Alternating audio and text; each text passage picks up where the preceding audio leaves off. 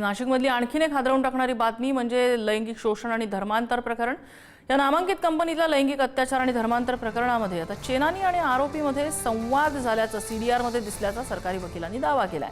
आरोपी आणि चेनानी यांच्यामध्ये आर्थिक व्यवहार झाल्याचीही माहिती असल्याचं सरकारी वकील म्हणतात। आरोपी अश्विनी चेनानी हिला 15 एप्रिलपर्यंत पोलीस कोठडी सुनावण्यात आली।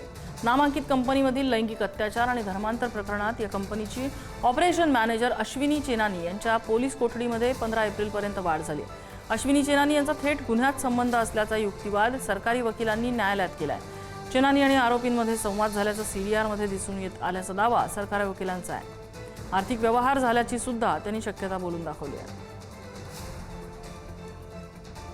हा गुन्हा आणि इतर गुन्हे ते संपूर्ण गुन्हे हे संवेदनशील आणि महिला अत्याचाराचे असल्यामुळे याच्या तपासासाठी एसआयटी स्थापन करण्यात आलेली आहे आणि एसआयटीने मला म्हणजेच असिस्टंट डायरेक्टर आणि पब्लिक प्रॉसिक्युटर नाशिक यांना सदर गुन्हे अत्यंत संवेदनशील असल्यामुळे या गुन्ह्याच्या कामकाजामध्ये मदत करावी म्हणून मला रिक्वेस्ट लेटर पाठवल्यामुळे आज रोजी मी माननीय कोर्टामध्ये हजर राहून या संपूर्ण पीडित महिलांची बाजू मांडली आणि माननीय कोर्टाने आरोपीला 15 तारखेपर्यंत पोलीस कोठडी सुनावली आहे।